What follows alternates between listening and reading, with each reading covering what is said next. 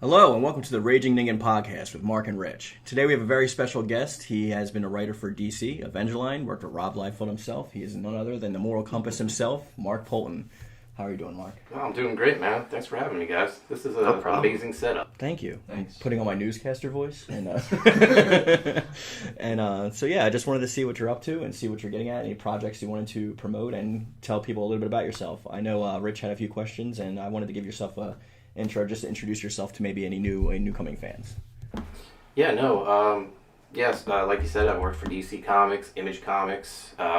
Always have a ton of projects in the works. So, yeah, I'm looking forward to talking to you guys and, to your audience.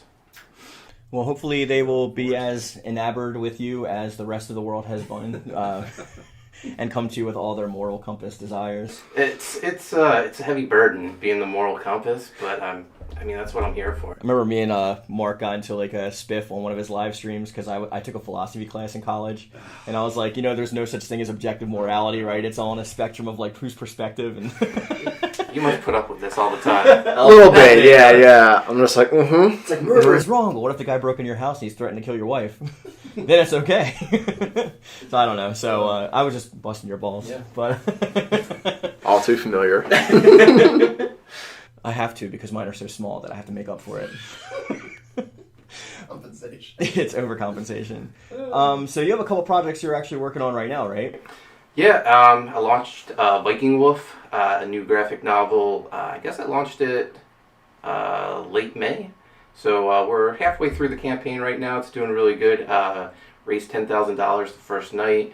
And then in August, I'm launching US Assassin, which brought one of the perks right here. That's the $200 perk, right? $500. Yeah.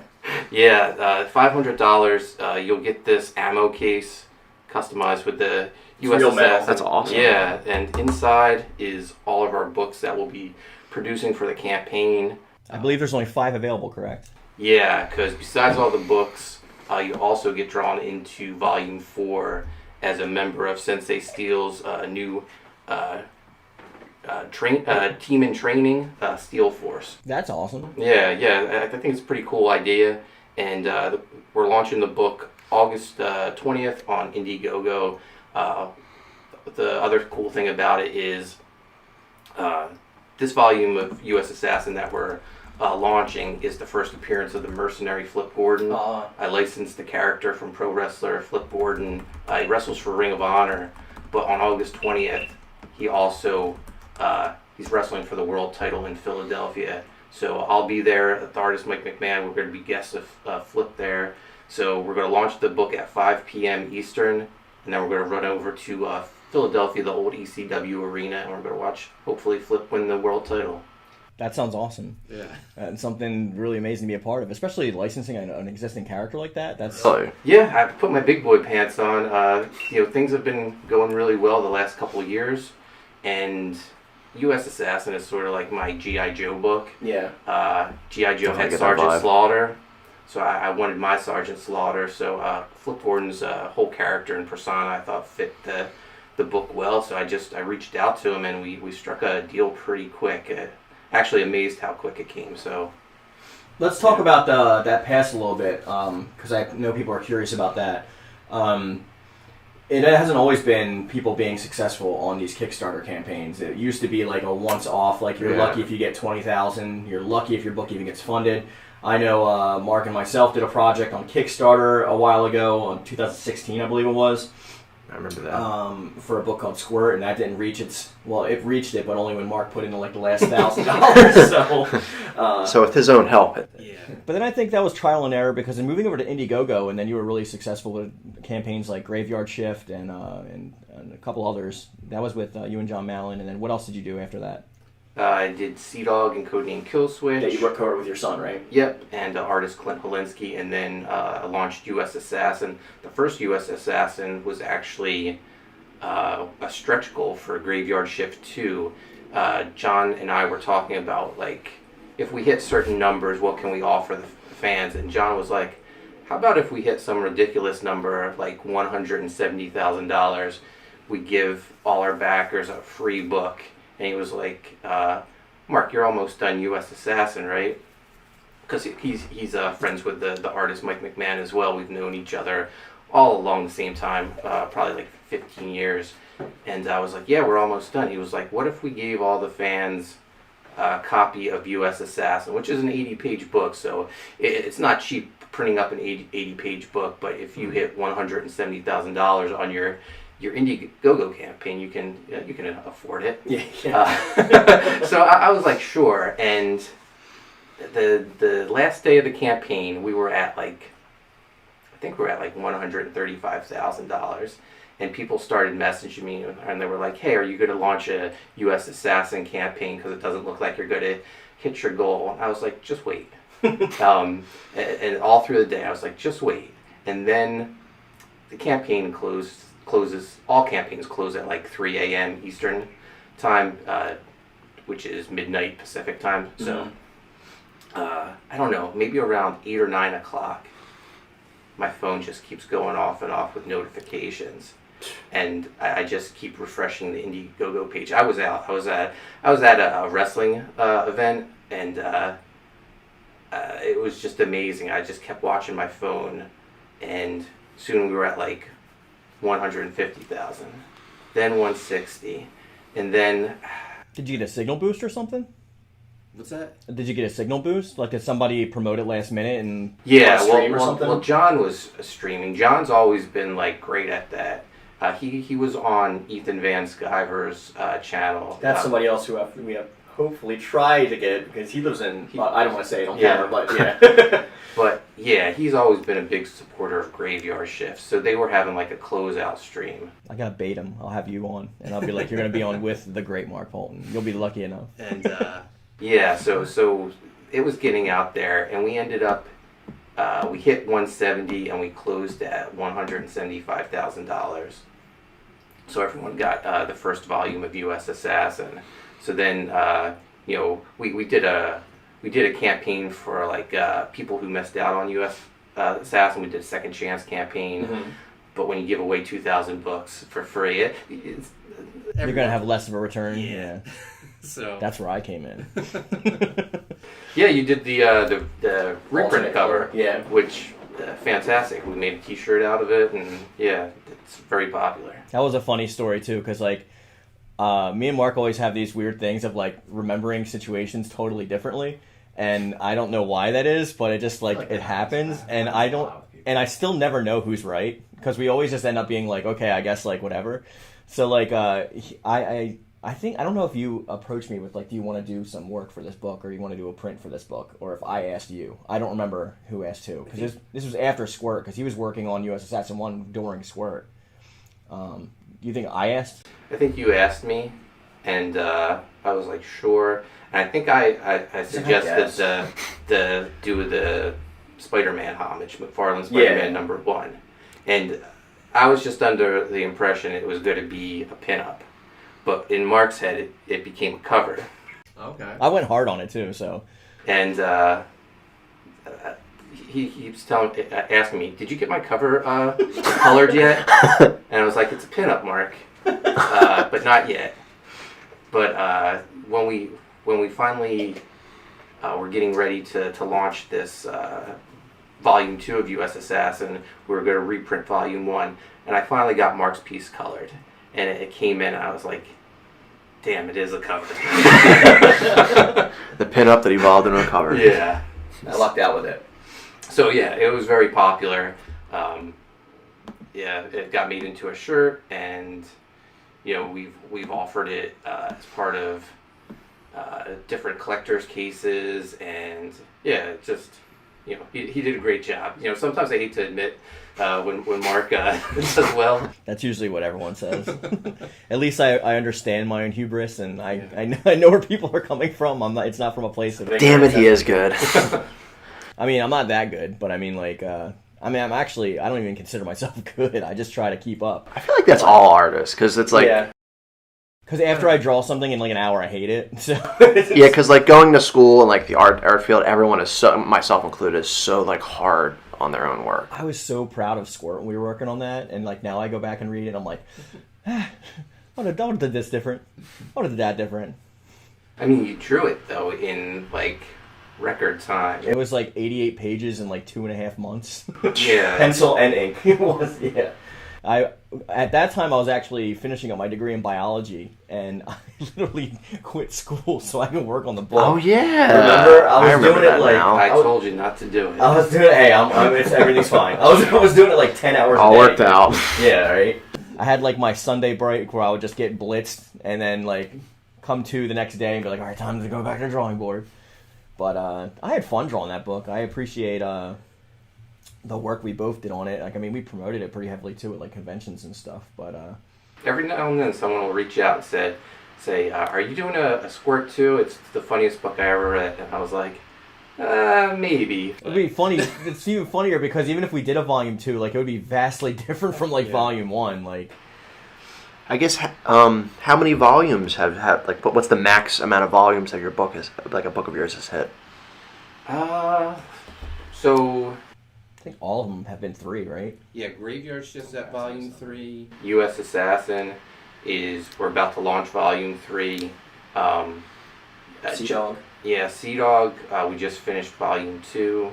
John and I, we have Graveyard Shift mapped out to 18 volumes. But I mean, if they keep selling the way they do, yeah, but doing do it forever. one volume a year, well, fans aren't going to want to wait till 18 years to get the payoff of this. We got to start speeding things up. We're hoping to eventually get to 2 campaigns a year with Graveyard Shift. That would be fantastic. So if you meet like an ultimate conclusion, do you mean like a saga style, like an anime or manga, and then like start a whole new story with the same characters, but they have a conclusion, a definitive conclusion? So, Or would it be like a kind of secondary series? so we have it like mapped out. Like one major arc is going to be six volumes.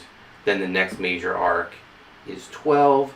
And then if we can get to 12, then we have this crazy idea for the final 6 volumes. And that would bring... I don't see how we could go on after that unless you do like all new, all different Graveyard Shift. Yeah. And who knows, if we can get up to like 2 volumes a year and things are going well, I mean, I would hate to close the door on, something that's so successful.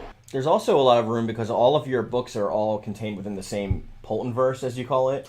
So there's a lot of crossover events that can potentially happen between like not even pre-existing books, but books that are still yet to come. So there's plenty that is in the atmosphere for that. Yeah, U.S. Assassin made a little cameo in the first Graveyard Shift supplemental book. Volume 3 of U.S. Assassin, which we're launching in August, is a crossover with Graveyard Shift. Sea Dog and Viking Wolf, even spoilers pop up at the end. So, and then I have a big end credit scene. And then I like to end a volume and lead into the next one. Finish off one story, but then give people a tease of what's coming next, almost like the end credit scene. So there's already a Dogs of War crossover planned with Sea Dog, Viking Wolf, and Bazooka Dog from U.S. Assassin. So That's awesome. Sea Dog needs a werewolf transformation. Uh, We can edit this part out. well, I don't know if Sea Dog. I mean, I've already teased Bazooka Dog. I saw that on becomes Twitter. Bazooka Wolf in the crossover with Great. Can you imagine how crazy Sea Dog would be though? Because he's already like this buff, like cool-looking superhero-esque. Yeah. But he'd be like feral Wolverine. Just have like more hair. Yeah, I Hairy keep creating all these animal characters. I keep hearing the whisper of meet Mark's a secret, a closet furry. Oh my god. Well, to be fair, your son was the one that created Sea Dog, right? Yeah, and he was with me when I created Bazooka Dog. Bazooka Dog, we were just playing with his Legos, and he had a Lego German Shepherd, and he had a Lego Bazooka, and I just Put it on. And I was like, "Hey, Chase, Bazooka Dog," and he cracked up. I think he was like 5 at the time. He thought it was the funniest thing, and so I posted a picture of it on Facebook. And my artist, a co-creator of U.S. Assassin, Mike McMahon, he saw the picture and commented and said, "Bazooka Dog should be in U.S. Assassin, ha ha ha." Well, little did he know, I went and I wrote the script, and Bazooka Dog was a member of U.S. Assassin. And a lot of people, when they first saw the character Bazooka Dog, they were like, "What a stupid character." But then you read the book. He became a fan favorite. He is everyone's favorite character. He's probably my favorite character out of all my characters. I've created. There's I just remember one iteration. Sometimes it happens like didn't that. one iteration have like a kitchen sink on them?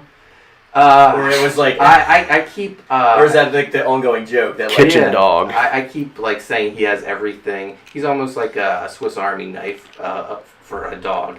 Anything like can pop out of his back. You know, bazooka, machine gun, nuclear bomb. Yeah, Microwave. There's one. You gotta fight that gingivitis. Bazooka Dog gets his own like spin-off book with the new campaign, and like even a hand holding a big gulp pops out. So yeah, everything but the kitchen sink has appeared so far out of his back. So. Is that gonna be like a tie-in? Yeah. One of the when we're running crowdfunding campaigns, one of the things we've learned is that people want to spend extra. They want to go all in on some of these books. So, you know, you have your $25 tier where you get the book, but then you start doing the higher price tiers where you can get more. You can go all in on this universe if you want. So $50 you could get U.S. Assassin, but you could get the Bazooka Dog mercenary flip book where you get a mercenary short story and a Bazooka Dog short story. We're going to have the U.S. Assassin script book. People have been asking if they could buy my scripts to see how I write, so we're going to offer that. For Viking Wolf, I did the Haunted Pizza Yearbook. I'm a huge fan of the 90s, and Extreme Studio used to put yearbooks out with just like a yearbook. It has pictures of all the people who worked at that studio with a little bio with their artwork. So I was like, I'm doing enough books now with my company Haunted Pizza. Let's offer that, see if people would be interested in it. Gun Goth makes her first appearance in it. That's my upcoming book with Mark and Dexter Weeks. We offered that. A lot of people are interested in that. We put it's going to have a nice shiny foil cover, which I'm excited about. Awesome. Mm. Yeah, so. I mean, how could you not be, though? The premise alone, like, without even having the story, is pretty... Oh, just people hear the name Gun Goth, and then they go wild. I was on a stream with former DC artist Shane Davis, and he and Ethan Van Skyver was on the stream too, and Shane Davis was like, Gun Goth, does she work at Hot Topic? And Ethan Van Skyver said, she is the Hot Topic. And I was like, oh, I'm stealing that. That's great. That's a great tagline. Yeah. I think, like, going back to your earlier point about, like, people wanting to spend the extra money, I don't want to get too much into this because of reasons, but I think that, like, a lot of that stems from dissatisfaction with, like, the big two currently about, like, how the landscape is going, and a lot of the fans are being ostracized from actually purchasing the books they want to purchase, which is the whole reason that, like, the hashtag Comicsgate thing started in the first place. So I think with a large array of people creating content, they want to build up a large collection like that can equal to their original back issues. That way it looks like it's, I guess, more legitimized, or in their eyes it's like, these are real to me kind of thing, because even though they're not going through traditional Diamond, well, that's dying anyway, but what do you think about that? Yeah, no, I think these books are really speaking to an audience. They've been told, by comic creators, if you don't like my politics, don't buy my books. So they're doing that. They're buying books that creators are actually treating them with some respect.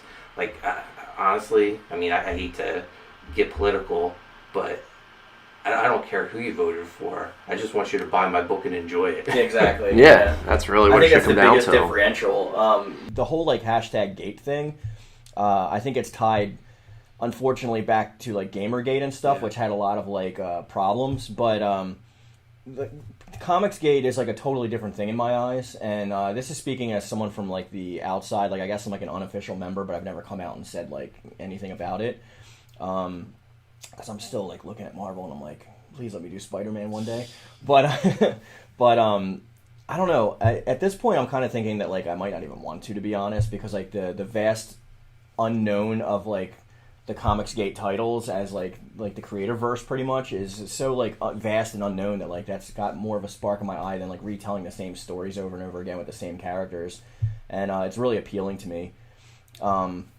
Especially since, like, the whole, like, gate from this isn't, like, we created the gate or Comicsgate created the gate. It's, like, the gatekeepers were, editors and people from the big two saying that like, well, you can't work with us because you don't agree with us. So they got pushed off to the side, and they said, well, if you don't like it, create something of your own. They went ahead and created something of their own, and then they got mad at it, and now they're trying to compare them to like manga and stuff, which is ridiculous. But well, yeah. I think that the reason they're so angry is they see how much fun we're having. Like we're live streaming, we're talking with fans. That's what it should be. Yeah. I mean, it's ridiculous. We were talking about this before we went live. A fan made me a playable character in a WWE wrestling game. It's like download them. Yeah, it's the highlight of my life. Like, we interact with these people so much that they just become they're not really our backers. They almost become friends at this point because we're hanging out with them so much. Yeah, that's what we tried to do on our YouTube channels. Like my biggest thing is I'll never ever say anybody is ever a fan. I hate that term. I think we're all equal. We just do what we want to do and we support each other. So if anything, you're closer to a friend. I would never use that word. So like part of the perks of joining my channel is like I'll literally play with you one-on-one, like on PlayStation and chat with you and stuff like that. And of course we couldn't do meetups in the past year or whatever, and that's when my channel actually got past monetization. But I was looking at that. But the fun that you guys have is really endearing to me, and it's like really the most. I think that's how it should be, like literally how it should be. I think people are just so caught up in themselves these days that like they don't realize that like your opinion isn't like the only thing that matters. Like there's fun and escapism to be had too. And I do get annoyed sometimes when people nitpick certain things and they'll take this and blow it out of proportion when it's just meant to be a passing thing. But on the other side, it's like, of course, they've been pushed so back into a corner that's like the only thing they want to do. Again, I don't really want to touch on it that much because it's like a whole thing. But and people that are far more versed in it can probably explain it a lot better than I can. Right. Because like I said, that's like an outside looking in kind of a situation. I mean, just looking in another channel in our community, they had the Miss Comics Gate pageant where they put all the male comics creators' faces in the face app and made us women. Yeah, I remember that. I got an A+ grade, by the way. There you go. But it's like, how can you take these people, like, how can you take us, like, serious? We're just out here having fun. We're doing what you love and having fun with it. Yeah. That's what it should be. Yeah. I mean, that's another thing that like I think gives you a leg up is because also you guys all support each other. You all go on each other's streams. We'll all like join the same functions together and help each other's books and like promote each other. Whereas it feels like to me in the big two and sometimes three, sometimes with Image as well, because even though it's creator owned, there's still some stuff behind the scenes. It feels like they're against each other because it's like, oh, well, my book has to be the top. So like, let's do Ryan Stegman and Donnie Cates' run on Venom, and then like we're gonna like this is the most popular book right now, but now we got this book. And now Marika Tamaki, or whatever her name is trying to like throw her hat in the ring. They're all like against each other with the same goal. They work for the same company. But I feel like you guys, and as a whole, like all of Comicsgate is like just trying to support the comics industry as a whole. Because manga sales have been smashing since like the 90s. And even now, like they're... I just saw the last top 20 selling books were all manga. Yeah. It was all like Demon Slayer and My Hero Academia and stuff like that. And there was like not one American comic book on there. Yeah, no, I've never experienced anything like it in like my 15 years I've been in the industry. Our backers supporting us, they're spreading the word. The creators are so supportive, helping each other out with like promoting our books, getting us on each other's streams. When I was with the mainstream, there was no support like that. I felt like everyone was just out to like put a knife in your back and take your place if you were perceived as being ahead of them. Yeah, because it was the one thing that I always hated about that is like ever since I was like little, like I drew, right? And I was like, my goal is to be a comic book creator. It's almost impossible. It's such a nepotism thing where like you have to know somebody to get in. It doesn't matter how good you are. Like even Todd McFarlane famously went on record saying he got rejected 50 times. He has 50 rejection letters before he was able to do Spider-Man. Wow. Stuff like that is just shocking. Like leaders in the industry are just like scoffed at, while like people who are just friends of friends of friends get in there. And I mean, to me that's the true gatekeeping, because you're gatekeeping the talent from the actual people. And like, what I don't understand, I never understand that. Like, if you're opening a hospital, right, and you're like the head doctor who's hiring people, you don't just say like, hey, I'm going to hire my buddy like Frank, My drinking buddy, because he gave me like a Four Loko that one time, so he's going to become the new doctor. Like, I think like networking stuff like that, like friends and family, yeah, that should help, but that shouldn't be like the deal breaker. It should be like a door opener, but it shouldn't be like the closing the door behind you. Exactly. Because then they'll stay in these roles forever, and they'll never move out of it. And then like they're also like the pay was horrible in like the big two. Adversely, I mean, like it's a lot easier obviously working for yourself. You don't have editors telling you what to do unless you hire an editor. But I don't know. Like I'm kind of. This is the first time in a while that I'm actually looking forward to comics. Like even if like I can't really afford all of them, if like moving and all that stuff, I still see them and I still see how excited people are getting and how much passion there's behind them. Like even when you go into the chats as a normie, every time I've gone in one of your chats or one in like John's chats or something like that, like everyone's just so friendly to each other and we all just bust each other's balls and we all just like laugh and get along and have fun. It's not like I've never seen like an aggressive thing going on. Yeah, no, this is the most excited I've been about comics since, I would say, like the early 90s when Image sprung up. Yeah, there was so much excitement back there as a fan for me, and I haven't felt, I mean, I'm still a fan of comics, and I'm, like, so excited seeing everything that's going on right now. Like, I was talking to Art T-Bear, legendary artist and inker of X-Men and his own book, Black and White, and he said, it's like we're part of history right now. We're seeing like the new rise of direct to consumer books. Diamond's going by the wayside. Like third party distribution is going to go on the wayside. I know Publishing Pete's like helping out with that too. He like you started your own because Haunted Pizza is your publishing company, right? It's your my company I created with my son when we put out our graphic novel Pizza Trade. It's right there. Yeah.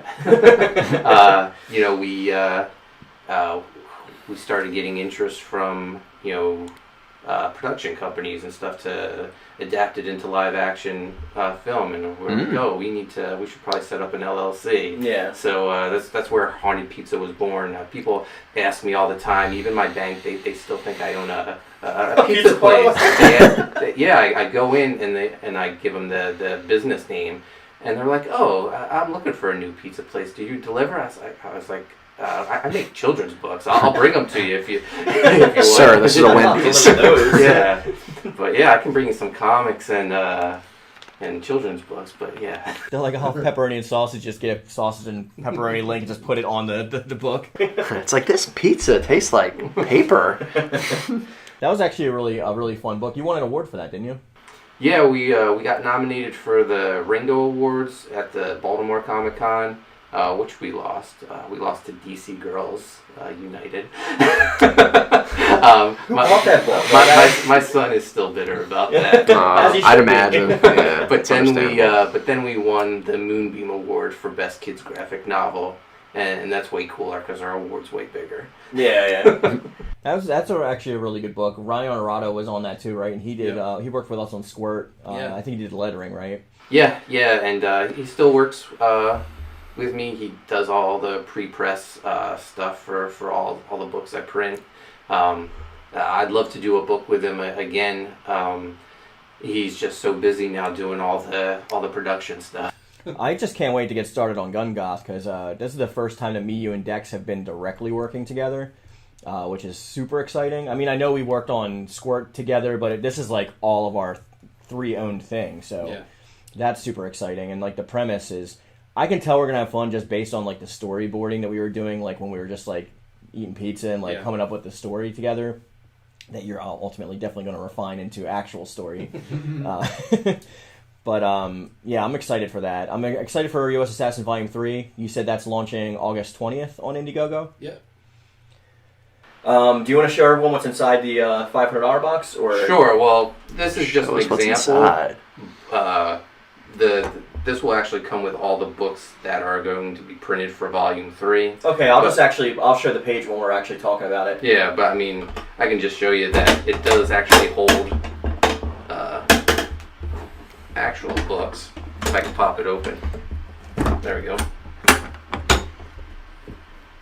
think I actually have your book in here, Mark. There we go. Nice. Yeah, but this is just all the stuff from U.S. Assassin we've done so far. Yeah, I love that cover.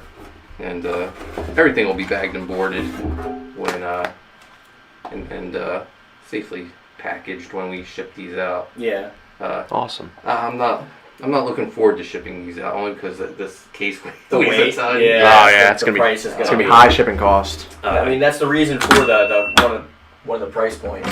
Yeah, international shipping right now is out of control, but it's a necessity for doing these crowdfunded campaigns. Speaking of which, do you want to show one of the cameras? Oh, sure. Or your mini-me over there? That one's fine, yeah. Any one of them. Yeah, so U.S. Assassin 3 first 100 backers get the mini moral compass figure. This is a variant. The first one was available in the Viking Wolf campaign, and It's the first 100 backers, right? yeah, and I was so nervous. I wanted to do something special to, like, you know, bring some excitement to the campaign. So I had I saw an ad for, like, get yourself, you know, made into a brick figure. I was like, oh, that's kind of ridiculous. I love it. Yeah, exactly. But my biggest fear was, like, you get this made, and then it just sits there forever because you don't get those 100 backers. I was like, oh, this is going to be kind of embarrassing if, like, after a couple of days they're still available, because the whole point was to build excitement. We launched at 11 p.m. at night on Michael Bancroft's channel. They were gone by 12:30. So in an hour and a half, we had over 100 backers. I was like, whoa, this is pretty cool. Yeah, I remember I was like, yeah, I'm going to get me one of them. And I wanted to tell my wife, and I was like, can I back this? Can I back this? And she was like, how much? And sorry. By the way, my wife's from South Korea, so I'm not racist. That's how she sounds. And I can vouch for that. And she like said no, and my heart sank. Well, actually, she said yes, but she said then you can't drink the rest of the week. And I was like, He didn't want it that. He didn't want it that bad. Priorities.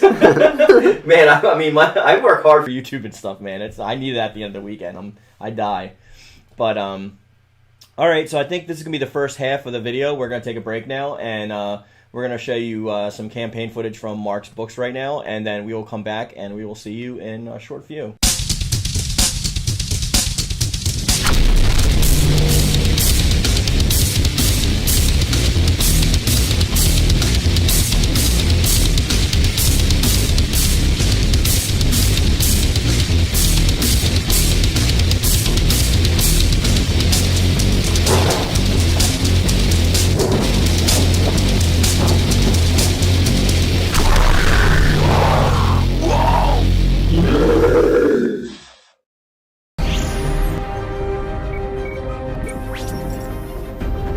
I'm the mercenary, Flip Gordon.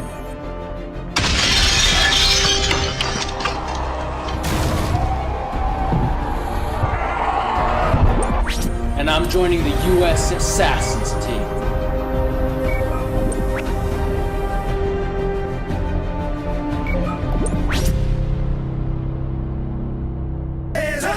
Yeah, this is U.S. Assassin. They bout the action, ready to make it happen. Yeah, this is the elite government task force. Whole team is official. What more could you ask for? Yeah, this is U.S. Assassin. You don't want drama. If they pull up, they blasting. Monsters of the graveyard shift. You ain't never seen a squad quite like this. We got Bazooka Dog, and he don't cut no slack. A dog with a giant bazooka on his back. Slither is a reptilian, alien. 3 snakes for a tongue. You don't wanna mess with him. Sensei Steel, who is so mysterious, martial artist and trainer, swift with the kicks. Zero Face is a bad guy turned good. The mercenary is a beast, get it understood. Takeout is a fast shooter, fast draw. Kirby is the Lone Ranger, but she hits hard. Lieutenant Rape, second in command, yes indeed. Who's the brains of the team? A super ninja at the lead. Yeah, hey, this is U.S. Assassin. Yeah, this is U.S. Assassin. Let's go. So yeah, I came up with about 6-ish, 7-ish questions. Some of them were 2-pronged. But my first one, I figured I would go in order of kind of that made most sense. So I figured first start off with, so how did you get started as a comic book writer in the industry? Around what age did you kind of become interested? And did you initially want to like be a writer, or were you maybe more interested in the art side? Like, The plan was I always wanted to be a comic book artist. It's just I always loved to draw throughout like grade school. I just always remember I was the artist in the class. People would always come to me when they wanted whatever character drawn. That's the best, isn't it? Yeah. But when senior year of high school, when you start making your plans for like what do you want to do, you could go to college or whatever. I wanted to go to art school. I wanted to be a comic book artist. My dad said, Art school's like the worst decision. my dad said, my dad said, why would I send you to art school? You already know how to draw. He was like, go get a business degree. And he goes, and afterwards, if you want to go to art school, then you can do that on your own time. Well, I went to college. I went originally for accounting. I was the worst accounting student ever.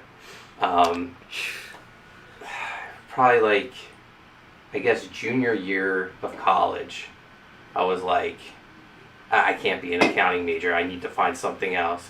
I talked to my guidance counselor and I said, what can I be that I don't have to take any extra classes and just get a degree? Because at this point I just didn't care, because I didn't care what my degree was. I just wanted to graduate. you just wanted something to just have that degree to show employers. Because I wanted to go to art school and I wanted to be an artist. And the guidance counselor was like, well, marketing, you wouldn't have to take any extra classes with what you already have. I was like, great, I'm a marketing major. Actually, it turned out useful. It has worked for me. But when I graduated from college, I was like, all right, I'm going to art school now. I told my dad, I was like, Dad, Mom, I did what you said. Now I want to go to I was going to go to the Philadelphia School of Art. Well, I couldn't sign myself up because I forget how. I still need my parents to sign with me for whatever age I was. And they were like, no. I was like, what? I did everything you said. And they were like, well, why don't you just go get your master's now? Oh. And I was like, God. I was like, We didn't expect you to meet that expectation. I was like, I was the one child who always listened to his parents. So I took the test to see what happened. To go for like my master's. I did great on that. I got accepted, and I was like, I'm not doing this. I hated my 4 years of college. I don't want to do another four years or whatever. And at the time, I was just I don't know. I was just watching a lot of movies because I don't know. I always loved movies, loved comic books. But I said to my brother, I was like, if I wrote a movie, and he was like, why don't you? You have more free time than anyone. Just write a movie. And I was like, yeah, you're right. I'm going to just write a movie.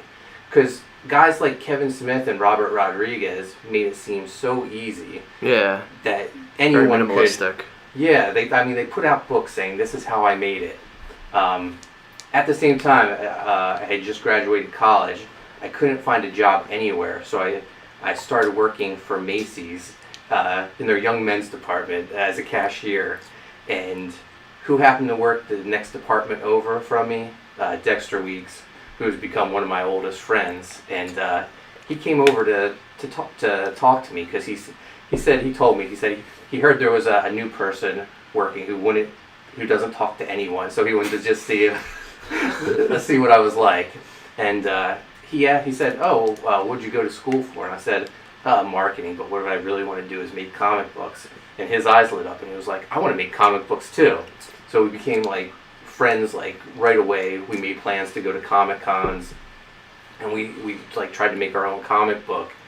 But like back then it was so hard like to figure out how to actually get your book published, how to send it to publishers. You just can't. And I'm guessing probably YouTube and stuff wasn't around to kind of offer. No. This was like mid to late 90s. Okay, yeah. So, yeah.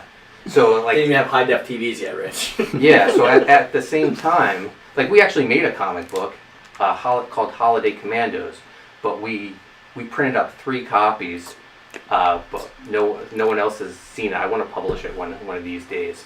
So at the same time, like Dex and I were like trying to figure out how to break into comics, that's when I was like said to my brother, if I wrote a movie, and he was like, you should do it. Well, comic books wasn't working out for me, so I was like, yeah, I'll just write a movie and see what happens. So I wrote a movie, and according to Robert Rodriguez, you just go, you buy at the time, you actually had to buy a book. It was like a giant phone book called the Hollywood Creative Directory. I might have heard of that. It had the address of every production company in Hollywood. He was like, you just send them a letter telling them what your movie's about, and if they're interested, they'll want to read the script. I said, that's easy. But it also had like listings for agents too. I was like, well, I'll try to get an agent first, and then have them do it, because I'm a quiet person. I'd rather have them handle it and be more professional and do things the right way. So I wrote a script called Undercover High, basically my version of 21 Jump Street, which was one of my all-time favorite shows. Shout out to Johnny Depp. So I sent this script out to everyone, and everyone's feedback was like, the ones who wanted to read it, oh, this is really well written, but Columbine had happened, and they're like, oh, we don't want like an action film set in a high school. That's like in poor taste. Bad timing. I was like, it's just really just representing what I'm seeing on TV. Yeah, none of those things are ever going to be a one-to-one comparison either. I never understand when they go with the social cues of like, oh, this happened, therefore you can't ever say, like, if you're building. I remember like in the Spider-Man game, that like they actually held it. Wasn't there a big thing because they had the Twin Towers first Spider-Man movie? One of the promos had the Twin Towers. Yeah, and I think they had it totally. I think they had to delay the movie because of that. Yeah, it was reflecting in his eyes. Yeah. That's a minor like that. Yeah. So, but one agent said, man, this script's really good. He goes, I can't sell it, but if you have anything else, I would love to read it. So at the time, Dex was like, he's big into volleyball. He was like, you should write a movie about volleyball. No one ever makes movies about volleyball. The only one I know of is that movie with C. Thomas Howell. I forget what it's called. But it ran on cable like every day during the summer. So I was like, all right, just to like humor him, I wrote a script about volleyball called Kings of the Beach. It was like a comedy drama, I guess. And so I told this guy, I said, I have this volleyball movie. And he was like, great, send it. And he read it. He goes, oh, this is awesome. He goes, all we need to do is find one producer who likes volleyball, and we're in. Well, no big deal. You should tell Dex to become a producer. Well, we didn't find any producers that were into volleyball. But so I had a 6-month contract with this agent, and it was about to expire. And he was like, Mark, unless you have anything new to show me, I'm sorry, but I'm gonna have to like end our arrangement. And I said, well, I'm working on this script. I think it's the funniest thing I've ever written. It's kind of based on my first girlfriend dumping me. It's called Give Me Back My Stuff. And it was like, great, send it to me. So I sent it to him, and I was out. I forget what I was doing, but when I came back, there was a message from him. And he was like, yeah, Mark, I just read Give Me Back My Stuff. He goes, I don't know how to say this, so I'm going to just say this. Give me back my contract. That's a sequel. He said, Fast Times at Ridgemont High is a great teen comedy. Give Me Back My Stuff isn't. I'm sorry, I'm going to have to end our working relationship. Yeah. And I was like bummed, and I was like, man, I think this script's really good. I was like, I don't know what to do. And then I was like, well, I have this Hollywood Creative Directory. It has all the production companies in there. All he was telling me to do was like, these are the companies that are interested in reading your script. Send it to them, and then I would just mail them out. Seemed like an extra hoop to just jump through. Yeah, I was like, well, I'll just contact the production companies, and just do the same process. So people were interested in it, and they were reading it. And then I had these two companies. They were really interested in it, and this one producer, he had made movies that I've heard of. He made like the Fist of the North Star live action film. He did a movie with Drew Barrymore called Gun Crazy. He did another movie, a kid's film called Shiloh, about a runaway daughter. I remember Shiloh. Yeah. I think I've seen it. Yeah. And he was like, Mark, he goes, I love this script. He goes, I don't laugh at anything when I read comedy scripts. He goes, but I laughed out loud for this. He goes, I really want to make this movie. He goes, and I know there's another I know you're talking to another company. He goes, this is a small town. He goes, what can we do to make this happen? Well, the other company, they wanted me to rewrite the script. They said it had structure issues, this and that. So they weren't giving me like a definite answer. This guy was giving me one, and he was like, Mark, you're a comic book guy. I'm a comic book guy. I made Fist of the North Star. He goes, we should work together. And I was like, yeah, you're right. I was like, I'd rather take the deal that's on the table than possibility of a deal if I rewrite the script and it meets their expectations. So I signed with this producer. At the time, I had just started dating a girl who became my wife, Chrissy. And I told her, like, this was like maybe our second date. I was like, I just optioned a screenplay. She thought, like, I think she thought she hit the jackpot, that she was gonna like, she marrying to wealth. Yeah, I mean, God bless her. She must love me. She's still with me, and I ended up becoming a poor comic book creator. So I signed with him. He invited me and Chrissy out to Hollywood to stay at his mansion, which it's no bigger than my house, but it's in Hollywood Hills, so it's like it's a mansion for them. Yeah. It probably cost like $3 million. Oh yeah, no doubt, just for the location. Jesus. And it was cool. I hung up with him for the weekend. He like gave me a tour of Hollywood, and this isn't like the Hollywood tour you would expect. It was like, you see that CVS? That's where I used to score my drugs from my dealer. At least he's honest. Yeah, he was like, this bar is where I did blow with Chris Penn to get him to agree to be in Fist of the North Star. That guy bought heroin from when I read your script. And so it was cool, and we went to his office, and he was like, he told Chris, he was like, you wait right here. He goes, I got to take Mark somewhere. I got to go show Mark off. And he was like, Mark, you know that other company that wanted your screenplay? But he goes like, I was like, yeah. And he was like, he knocked on a door. He was like, this is their office. And they answered the door, and they welcomed us in, and they were like, hey guys, you know that screenplay we were talking about? Give me back my stuff. And the two young guys that worked there were like, oh yeah, that script's hilarious. We're trying to convince the woman who was in charge that she should option it. And he was like, too late, I already got it. This is Mark Poulton. And I was like, wow, this is pretty cool. Made you feel like, yeah. But cool. Yeah, he had the option for over a year. So many times we thought we were so close, but for whatever reason it didn't happen. At one point, like Universal. So this is all going off the producer. So he could be telling me tall tales or whatever. But Universal had a meeting about the script, saying, the American Pie franchise had run its course. In their minds, they had done 2 films, and they were moving on to something else. They wanted a new teen comedy because they only did 1 a year, and they thought Give Me Back My Stuff could be that movie. So they had a big meeting about the script, and everyone in the meeting loved it, except the last person said, well, it's got some structure issues. And then everyone else was like, yeah, you're right. And then they passed on it. I was like, well, let's just fix the structure issues, Yeah, I can do that tonight. Yeah, but the option was about to run out. The producer, he said, I'm going to pick up the option because I believe in this. And I was like, cool. I was just waiting for the re-option to happen, get my check, and I got a call from his partner, who was like the money person, and they were like, Mark, have you heard from so-and-so recently? I was like, no, I'm just waiting for the re-option to pick up. And she was like, yeah, about that. We haven't heard from him, and he took off with everyone's re-option money. We had other scripts we were going to pick up. So he took off with everyone's money, and last I saw of him, he was directing porn.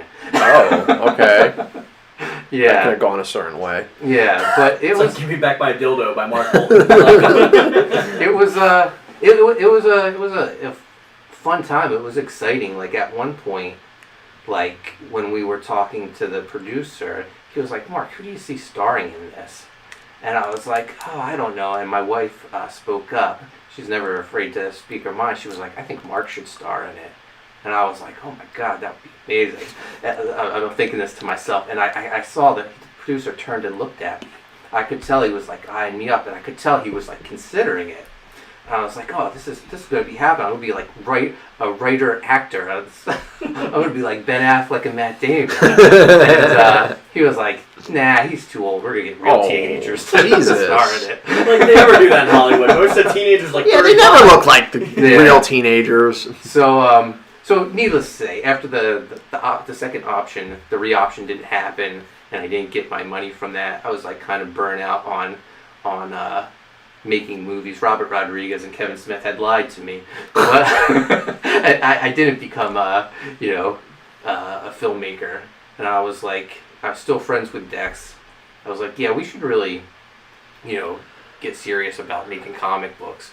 Now the internet was more prevalent, and it was like we can actually send our stuff out to people.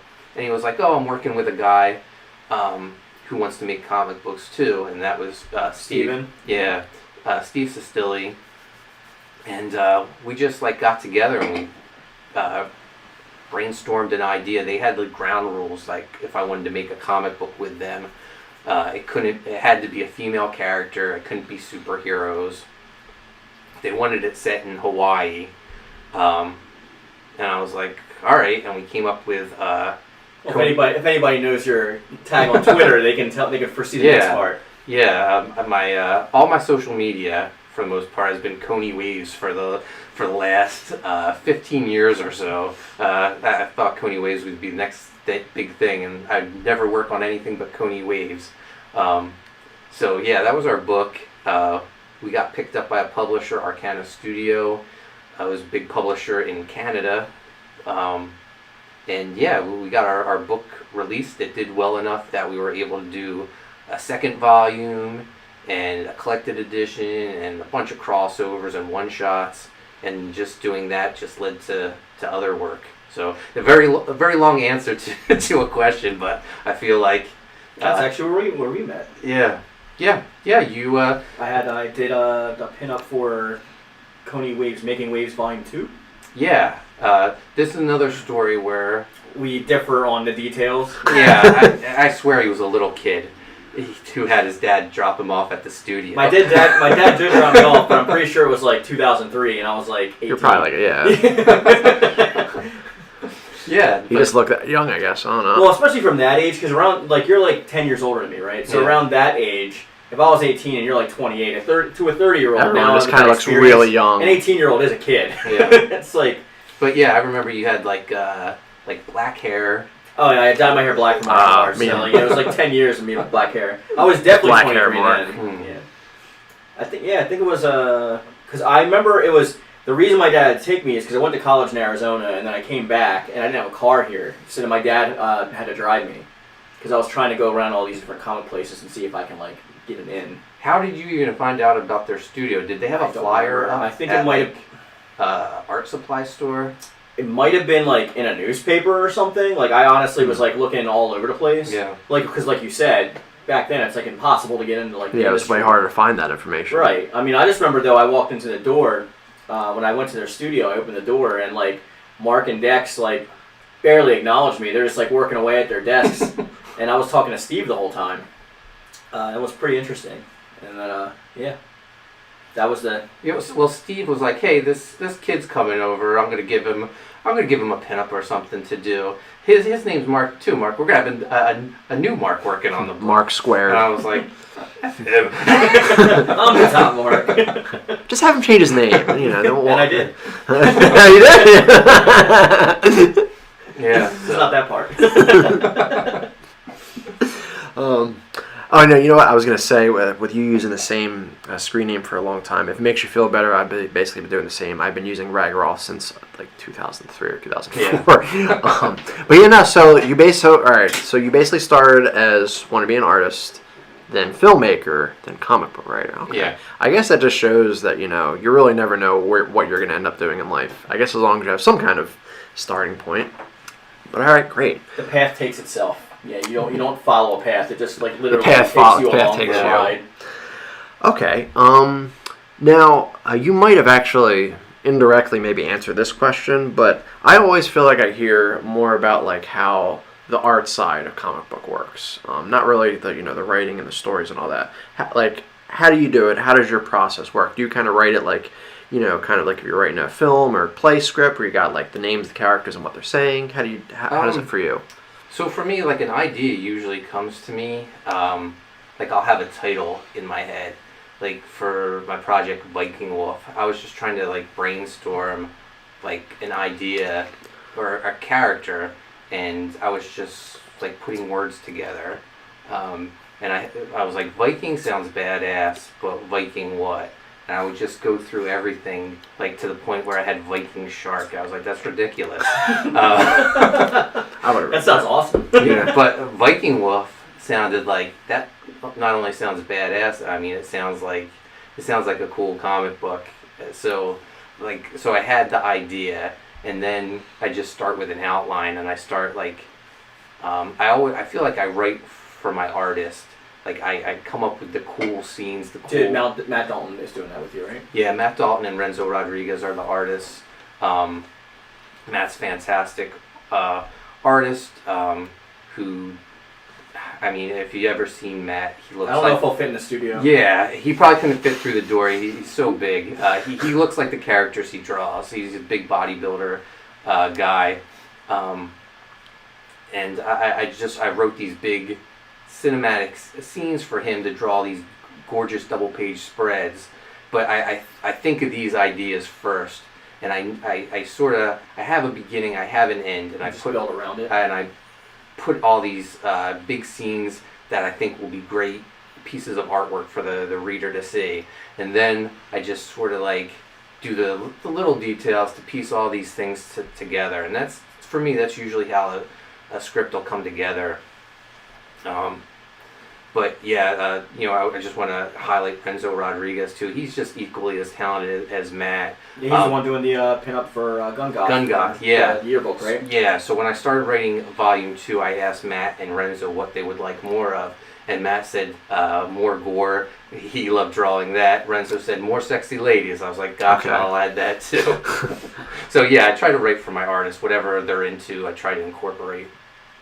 Okay, cool. I guess that's sort of, you might have actually answered this question too, but, so like, you write for your artist, and you kind of this Mark is your artist, you kind of have an idea of what you want, and and I guess when he draws like a character design, he shows it to you, and will you basically like, all right, yeah, this is what I had in mind, or you're just kind of like, yeah, can you maybe adjust this a bit, like. Kind of. When we did Squirt, like he knew that I came from like a manga background, because for a while I actually got rid of my American art stuff, and I just went straight manga.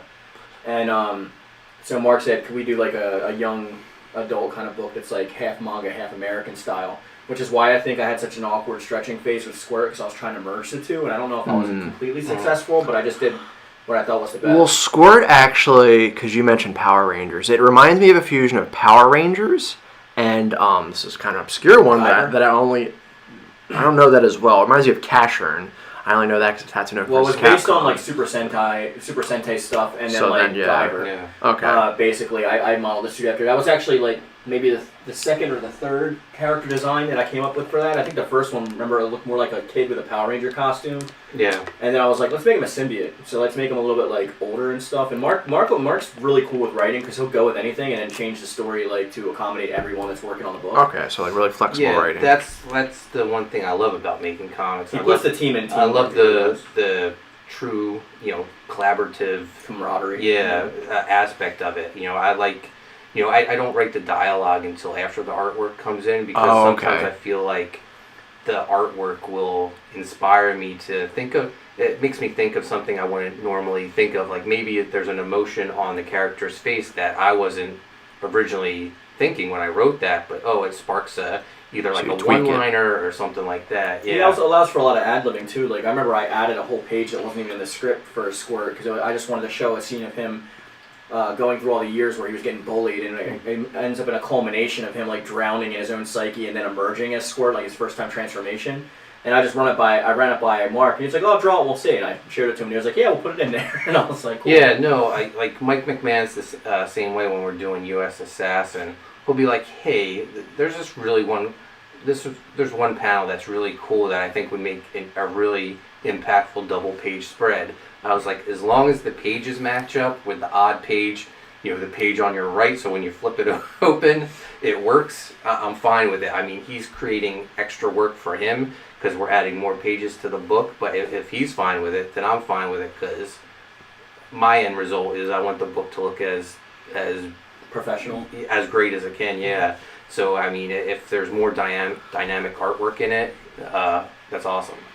It's my favorite thing about working with you, which we won't go into, but I've talked to other people, and they're not as collaborative. They're just like, this is my vision, right? This is the execution, take it or leave it. And they're like, okay, it's more restrictive. It's not as fun. And then like they talk to all their friends about how you're an asshole because you passed on them. But it's like, okay. Okay, cool.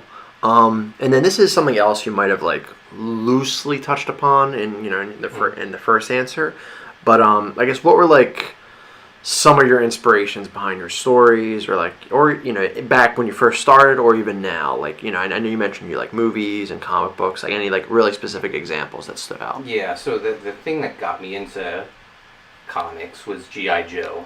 I just absolutely loved G.I. Joe as a little kid. I loved the cartoon. I loved the figures, and I think like they did it so perfectly. Like when they would promote like the toy line, they incorporated every aspect of this big machine that they had. Like it started off with an animated clip that looked just like the cartoon, and then it went into two kids playing with the actual toys. I do remember those kind of commercials. And then the commercial ended with, for more adventures of G.I. Joe, follow Marvel Comics number whatever. And the first time I saw that, I was like, wait, there's G.I. Joe comic books? I need these because I need everything G.I. Joe. I have to learn more about G.I. Joe. So I made my mom take me to the mall, to Walden Books, if you remember that. And they had a spinner rack, and I found G.I. Joe on it. And in the back they had a form with subscription. So I cut out the subscription thing, and my mom paid for me to start getting a subscription of G.I. Joe. And as I got G.I. Joe, I realized that there was other comics out there. I would see the ads for Spider-Man and X-Men. And soon I realized that there was that mall that had Walden Books in it. They also had a comic book shop. So then I started picking up other comic books. You're not talking about Hall of Heroes, are you? Yeah. All Heroes, yeah. So yeah, I just started getting more and more into comic books. G.I. Joe, my all-time favorite, but then the 90s happened, and that's like when I really started noticing who made these comic books, because there were some artists that just stood out head and shoulders above everything else. Like their artwork was so different than everything else out there. I think it also depends on what you're reading too, right? Because for me, the big thing at that time was Superman and Spider-Man. So like I was really into like Mark Bagley, and then especially X-Men was huge in the 90s, right? I mean, yeah. But I mean, like I was more into like the animated series and the comics of that. Like when I'm talking about collecting comics, I was like Maximum Carnage, Spider-Man, and then like the Death of Superman and all that. That's what really got me set off. But go ahead, I'm sorry. Yeah, so for me it was Rob Liefeld, Todd McFarlane, Jim Lee. They're like the holy trinity of comic book art, especially for the 90s. Oh, yeah. And when I heard they were branching off, doing their own thing with Image Comics, I was like, they kind of just, they're all like, Rob especially. Yeah. Rob was only like a few years older than me. I was like, oh yeah, I could really do this. At that time too, we all jumped on board. Like I remember for a while I was straight up only Image. Like I only read like Spawn and Witchblade and the Darkness, and like I was like all in for Image for a long time. Yeah. Yeah, no, I was buying everything Image was putting out. So that was like a huge inspiration for me. I think like those 90s comics are what really, like I tried to recapture the same excitement that I had when I would flip through those books. I tried to recreate that. And that's something like the mainstream industry, they really shy away from. I don't know if it's because, you know, when they lost Liefeld, McFarlane, and Lee, they decided we're not going to promote the artist anymore. We don't want them to become big stars because They have power. we create these big stars, then they leave us, and they leave us hanging. Yeah, they gave all their power to editors, though. Yeah, but I mean, these were the type of books I wanted to do, and when I was like in the indie comic scene, like, you know, submitting to publishers, I was getting told, this is too 90s, this is too Rob Liefeld looking. And I was like, man, I really think there's other people like me that want to return to this stuff. And, you know, thankfully found it through like crowdfunding and Indiegogo, but like Graveyard Shift has become a huge success for me and John Malin. But we submitted it to like every indie publisher. I guess it was like 10 years ago when we first came up with the idea. That's even hard though too. We did that with Squirt, and everyone was like, "No," and I'm like, "Why? Like, what's the reason?" Yeah, no. But then they'll be like, "Oh, I don't like this aspect," but then you go see some of their other stuff they're publishing, and you're like, "But that's worse." Yeah. No, I mean, everyone was telling us for Graveyard Shift, 2 90s, 2 Liefeld. You know, one company said, we I don't even know how we would market this. Wow, so they specifically said to Liefeld. Yeah. Oh, wow. Because he's grown like in the industry as like a negative connotation. He's got huge Yeah, followers. But, I like, do hear a lot of people like. Well, he's friggin' awesome. Like, I mean, you got Supreme Prophet. Yeah. Like, I mean, he's the man. But then like, there's so many naysayers that are like, oh, his proportions are off, or like they'll take one image of like one picture. Like that Captain America one has become a meme because they just blast that to infinity. Yeah, and at one point... Like, you know how many pages this guy has drawn? At one point I was writing Evangeline for Rob, and John and I were working on Graveyard Shift, and I just sent Rob a preview of the book. I said, hey, this is what... Because he was familiar with John because he had hired him before. And I was like, hey, this is what John and I are working on. Let me know what you think. And he flipped out over it. He was like, this is fantastic. He was like, because I'm off to meet up with Robert Kirkman for a business meeting over the weekend, but when I get back, I want to help you set this up at Image Comics. So this was like 2011. Well, he came back from his meeting with Robert Kirkman, and they were talking about bringing back the Extreme titles, and there was a little bit of change of plans. He was like, Mark, you know, I'm trying to think of who the artist for Youngblood should be. And he goes, I'd really like it to be John Malin, but I won't do it unless I have your blessing because I know you guys are working on Graveyard Shift. And I was like, damn. I was like, I'm not going to hold up John from getting a friend lose that opportunity. Yeah, so I was like, yeah, we'll put Graveyard Shift off to the side for now while John did Youngblood. Doesn't that speak to like the reason that Comicsgate should exist, not Gamergate, Comicsgate? Because like, you're talking about all these instances of like almost being there, just being at the threshold, the cusp of like making it, and then just falling back to the first step. I've even had this a couple times in my life, like that. We've talked about my private life and stuff, and that's like the most discouraging thing like that there is out there. Picking yourself back up and just starting over again because you put so much work and effort and time and energy into this stuff. That like making it for yourself, like for everyone that wants to see this, and just doing it. The crowdfunding stuff has like really made that possible. Like I think, because like without it, there's almost most of us could. Well, what could we do? Yeah. I'd be at the mercy of the system. Yeah. No. I think everything happened the way it was meant to be. Like if Rob did help us get it to Image Comics, it would have been published. Probably would have been canceled after 3 or 4 issues. John and I wouldn't have made any money. That's just the way. I mean, unfortunately, unless it's a Walking Dead. Which I feel like Graveyard Shift has potential to be a huge franchise in film or whatever.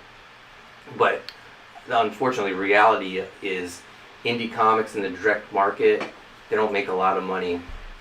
So, you know, I thank God every day that Image Comics didn't happen for us and that all these other companies passed on us because, once we, released it on Indiegogo, I mean, I was so nervous when we were about to launch it, because John was like, hey, if this campaign doesn't work, we'll each put in a couple $1,000s and we'll print it ourselves. I'm thinking, I don't have a couple $1,000s. Yeah. Well, what was he talking about? Can't toss that around. Yeah.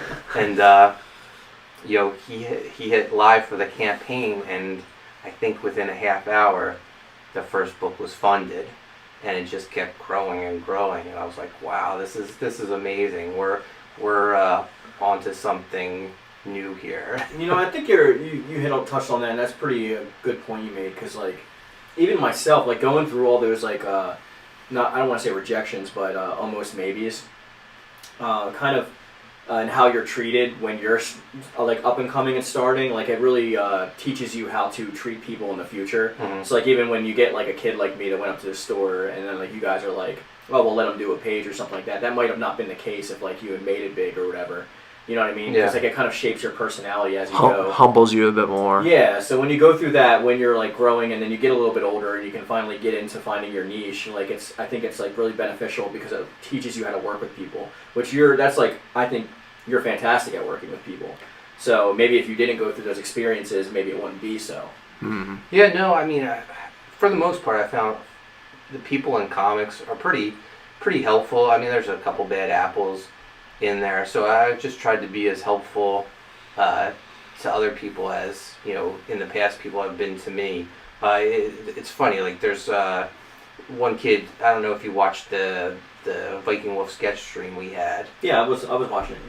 Yeah. There was this one kid on with us sketching, Noah. He's 16 years old. Yeah, I saw him. He was the kid in the yeah. Yeah.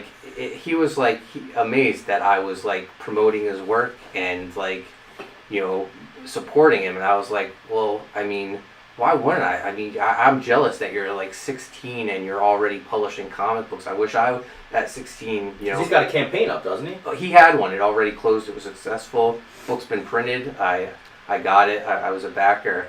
And I was like, no, you're like the future of comics. Like, we should be like building guys like you up. So, if you're this talented at 16, I mean, imagine what you're going to be doing when you're like 28, 30 years old. You're going to be like so above the curve. It's going to be amazing. But just like, give back. If we're really, upset with what mainstream comics are doing, we should probably be supporting the future so we get what we want. At least also the medium itself like stays alive. Yeah. It seems like it's really in dire straits now. Like only thing people care about is like the movies and like the Yeah, honestly, I wouldn't be surprised if Marvel and DC just start licensing off their stuff. Become the next Sega. Instead of doing it themselves, just licensing Just their have properties I mean, out. it's already started with Marvel licensing off like Spider-Man and Star Wars to IDW to do a line of comics. That blows my mind. I was like, Yeah, there's a manga for Star Wars coming out right now, like, Spider-Man. They're a comic publisher and they're licensing. They can do it in-house easily, yeah. It's ridiculous. But the sales are like not really, even for their best characters. It's, I don't know. Like, I don't want to speak any negativity towards their way, because I'm sure people have talked about this till they're blue in the face, and everyone knows the reasonings behind them. So I don't feel the need to add my 2 cents to that, but I really feel like what you guys and everyone else are doing in the industry right now is trying to keep it alive, to have fun. Like, it's like, this is what we grew up. Yeah. This is what inspired us. This is what like made us become the people we are. Gave us our goals, our dreams, like even forged like how we had relationships. It literally shaped us. And it might go away because a few bad apples are in high positions of power and like, ruin it for everybody. Making really crappy decisions. Yeah, no, making comic books should be fun. I mean, it's the best job there is as far as I'm concerned. But there's so many miserable people right now making comic books. Yeah. I don't get it. They need to find a new profession. Yeah, I mean, there's a lot of that going on in a lot of industries. Like we could talk about this for another podcast, but even like voice actors and stuff like that, like they're like a big problem right now is like everyone loves manga and anime because they don't censor or touch their stuff. It's just like they do what they do. If you don't like it, you don't like it. Yeah. But now when it becomes centralized, you get these publishing companies that take over the distribution rights, and then like they have their voice actors go in and ad lib and change things to be like modern day, like taking like 1970s comics and talking about like social distancing and stuff like that. And like they're just, and it's like even stuff like that's not even you know, it's not going to be controversial. They'll just ad-lib whatever they want. It changes the medium because it changes the whole set, changes the whole scene.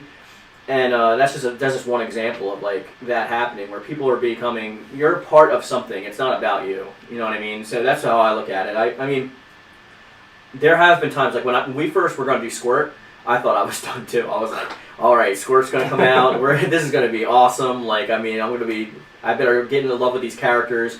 We did stuff so far beyond that first volume, and then like once you put the last money in the Kickstarter, it's Kickstarter. Yeah. I was like, oh, this is done. Like I was like, if I had to put my own money in like that, because it was coming down to me talking to my wife about like, should I put in like half of this so that like we can get it to fruition? But then like in my mind, I'm like, but if nobody's backing it, then who's going to care anyway? Yeah. And then that was like a super big blow, but then I was just like, you know what, whatever, like we'll get it on the next one, it'll be better on the next one. This is just like lessons to learn, but yeah, things to keep in mind for the future. It's part of life. And luckily enough, Mark was nice enough to want to work again, so. There you go. Oh yeah, and I was gonna say, like, I definitely, from what I have seen of like your work, there definitely does seem to be like a huge like '90s inspiration, which coming from me, that is a compliment. Also, I forget, was Squirt the one that I like made a cameo in, or was that another one? Yeah, so that was we did that double page spread. The inside cover. It was me and you and your son, and Rich was in there. And Did I have like shirt on say like, "Hi, I'm Rich." Yeah. That was great. And I added Mark's shirt of the one Chrissy just bought you that you really wanted. Oh yeah, what was it? I'm sorry, Elite. I didn't want to be here. Yeah. Awesome. So now my next question is actually a little more of an opinion question, I guess. So now you've worked with DC, Savage Hawkman, right? Mm-hmm.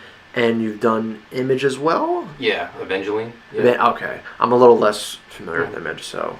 now, if you got an opportunity to do, if you could pick any DC story character or any Image character, which ones would you like to do it, given the opportunity? If I could do DC, I would probably want to do something with the Justice League International characters.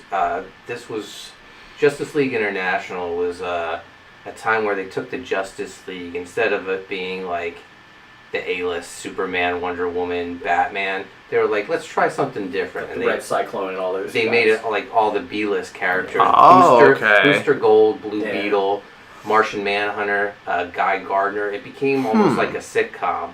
And it's really a comic book that made me see that comic books could be something different than just, punch bad guys in the face. It could actually be like a sitcom if you wanted it to. That book was more about the characters interacting together in their headquarters. Like they would have issues about moving day, or they would have issues about Booster Gold and Blue Beetle scamming Guy Gardner into creating a beach resort with his Green Lantern ring. And it was just fantastic. I was like, wow, I've never seen anything like this. And it made me fall in love with all these like B-list characters, where I would say like, I don't care about Batman. I want more Booster Gold. I want more Blue Beetle. That's why I love Justice League Unlimited. Yeah. Because I first thought it was going to be like like a Justice League. Because when you said international, that could be like all the other characters. But which Blue Beetle was it? It was Ted Kord. Okay, gotcha. Yeah. Okay. Yeah, it was before Jaime, I'm guessing. Yeah. Okay. And what about Image? Image. Man, I mean, I've already had the opportunity to work with Rob Liefeld on a lot of his characters. Besides Evangeline, I got to do a little bit of Brigade. He had me do so many, I would call it busy work, like come up with storylines for stuff that never saw the light of day. So I wouldn't mind dusting off some of that stuff. I would probably go with Youngblood. That was like his biggest book. If I could get a shot at that, that'd be pretty cool. Okay, cool. And then to clarify, you haven't worked with Marvel, right? No, I haven't worked with Marvel. Now, I guess that would be my next question. If you got to write a story for Marvel, all that politics aside, what character or story would you want to do? Yeah, honestly, like something with the X-Men. I would love to. Good answer. The X-Men are so. I mean, I read like a recent. They had a big event. I forget what it's called. But I decided I'm going to go all in on X-Men. I haven't read the book in over 20 years, but I'm going to go in and see what it's about. And it was so weird. They're like coming out of, they're like plant people and stuff. They live on an island by themselves, and I have heard a little bit of this. Yeah, I was like, wow, this isn't like anything that I remember the X-Men being. It's almost its own thing. It's Yeah. not new. Yeah. So I would love to get a chance to just do like a kick-ass, X-Men type book that I grew up reading. Yeah, I don't blame you there. Yeah. Okay, great. So now I guess, are you planned to show up in any conventions in the future? Are you waiting for things to kind of, I guess, solidify normalcy first? Yeah, cons are starting to, pop up more and more, getting announced. Mark and I, we have the same like booking agent for conventions, and she really hasn't popped up yet and said like this. Keep on this the is down what. low. But I think we have something planned for the end of the year in like Ocean City, Maryland. But you never know. More and more are popping up. So if I get the call, I'm more than happy to go out to one. Nice, yeah, because I'm going to New York Comic Con as of a couple hours ago. So if you go there, I will definitely do my best. If you do happen to go there, I'll do my best to stop by. So that's all the questions I had written down. I did think of one more. How are we doing on time? You can do one more and then we'll close out. Okay, cool, perfect. So now since you mentioned you wrote for movies and stuff, and I think you did mention you talked about one of the comics possibly becoming a movie. Which one would you, of all the comics you've written, would you want to be adapted the most, or which one do you think would maybe translate to live action the most? I can answer that. Well, let me go first, and then you can. Yeah, you both can give an answer. Yeah, so Probably gonna be the same answer. I've been through the process. Coney Waves was in development for a while. I actually got to write the screenplay for Coney Waves. And that's another case where we thought, this is going to happen. We had an actress in place, Melise Zhao, who went on to play Dr. Light in the Flash series. She was signed on to be Coney. The guy who created the Sabrina the Teenage Witch TV series, Barney Cohen, he was on board to produce it. He was like, this is going to be my next big thing. And for whatever reason, it just didn't happen. We even had a big signing at San Diego Comic-Con where it was me, Dex and Steve, and Melise. She showed up, and we did this huge 2-hour signing where we just signed nonstop. I was like, yeah, this is going to happen. We're gonna film a show in Hawaii. It's going to be awesome. It didn't happen, but I still think it would make a great TV show. Graveyard Shift, I think, would be an amazing film series. Like Universal a couple years ago tried to do this dark universe where they were going to reintroduce all the Universal monsters. Graveyard Shift should be like, if they're serious about reintroducing the Universal monsters, that's what Graveyard Shift is. It's like a reimagining of all the Universal monsters but mixed with the X-Men. That would be like the perfect launching point to like, launch all these classic monsters, but in modern. And it would blend in well with kind of the superhero phrase. But the project nearest and dearest to my heart is the one that we're currently developing now, Pizza Tree, the graphic novel I wrote with my son. It was his idea. He came up with it when he was 4. It's about a little boy who plants a slice of pepperoni. An evil pizza tree grows from it. And we've been developing it. It's right there if you want to read it, Reg. Yeah, things have slowed down over the last year, just because of everything going on in the world. But I'd love to get this going again. And because it was my son that I was working on it with, I was like, well, who should the main characters be? He was like, it should be you and I. We should be the main characters. I'm like, we can't really make ourselves the main characters in the book. That's kind of like, I don't know. Self-aggrandizing. Yeah, it's a little pretentious. And he was like, no, it should be us. That's my idea. I was like, all right, it's us. And my wife, she's one of the main characters.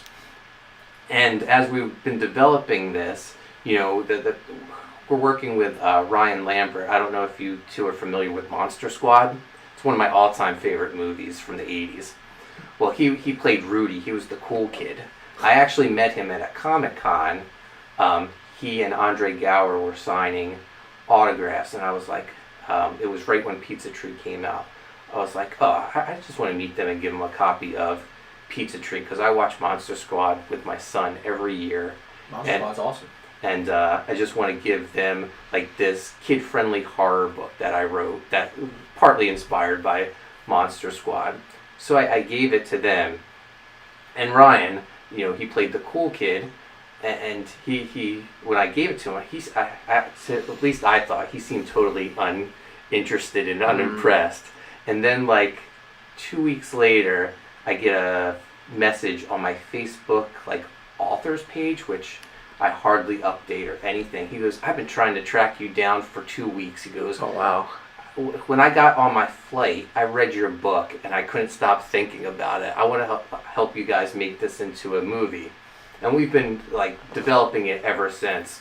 And one of the cool things is like we put together like this booklet of like our pitch and who our like dream cast was. So when I was like talking to my son about it, I was like, you know, these are the actors that we think will play you and me. And he was like, what? Why aren't we starring in the movie? I was like, well, we're not actors, Chase. And he goes, well, this is stupid. If someone else is going to be us in the movie. I was like, don't worry. If the movie gets made, you'll just be happy it gets made, because this will be really good. Could also see like you being as like at least a cameo or something. Like yeah, Stan I'm Lee sure thing. it would like pop up in a comic shop or something, or walking down the street. But it was just funny seeing like in his like mind, just thinking like, why would we need actors? We're the main characters. But yeah, I still hold out hope that can happen. You know, a lot of these things, like Stan Lee didn't get his first movie until, you know, he had been in the industry for, I don't know, 30 years or more. So it's going to take some time, but I think one of these days you'll see a Graveyard Shift or a Pizza Tree up on the big screen. And just throwing that out there, if you need actors, I went to school for theater. Nice. Just throwing it out there. Mark, you said you had a... Oh, that's right. So I think Graveyard Shift would make an awesome like Netflix animated series, like an ongoing animated series of seasons, like make it bloody and stuff like that. Because we've seen stuff like Invincible pop off recently and been like really popular. I think Graveyard Shift would kill as an animated series. And, I think the best one that would commit the best, in my opinion, to live action would probably be U.S. Assassin. Yeah. Just because the characters are so grounded pretty much in reality for the most part. Like, besides like Bazooka Dog, but I mean like, but if that's a workaround, like everyone else is pretty human and like, I mean, you got what, your standard ninjas and stuff like that. Yeah, so like I wrote the second U.S. Assassin book specifically to be like a straight to video DVD Like a action movie? film.